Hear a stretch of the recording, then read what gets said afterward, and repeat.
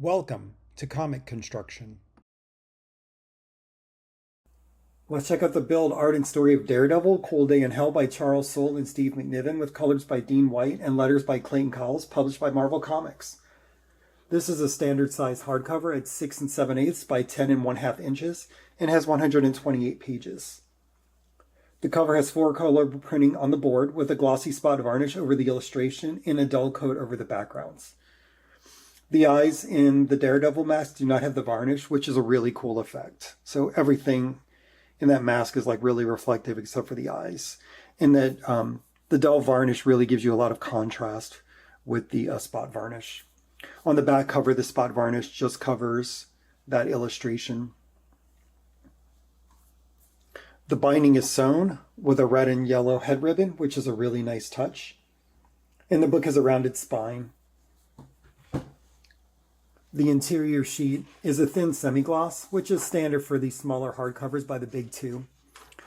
And I do want to give a special shout out to book designers Jay Bowen and Kay Walkington. These two have designed an outstanding volume. I'm still in shock that Marvel put out a $22 hardcover with sewn binding. It makes it even more disappointing that the DC Deluxe hardcovers have glued binding and cost $50.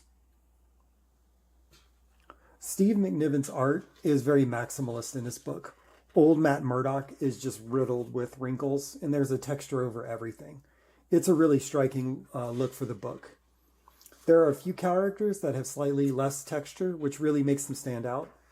And I love that approach. It's a very beautiful visual work. And the story is special. Charles Soule and Steve McNiven worked in the Marvel style, meaning Soule wrote the synopsis and left the visual storytelling completely up to McNiven. In Cold Day in Hell, this works brilliantly.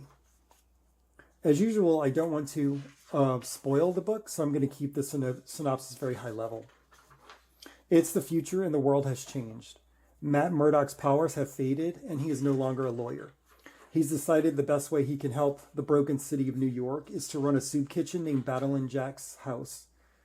One day, there's an explosion and Matt's powers are reactivated. And if I give you any more detail, I'll spoil something, and this book deserves to be fully experienced by the readers. Soule and McNiven are clearly inspired by Miller's The Dark Knight Returns, but this book is its own beast. I really enjoyed Matt thinking about religion and how much it relieves people of responsibility while still believing. That cognitive dissonance is fascinating.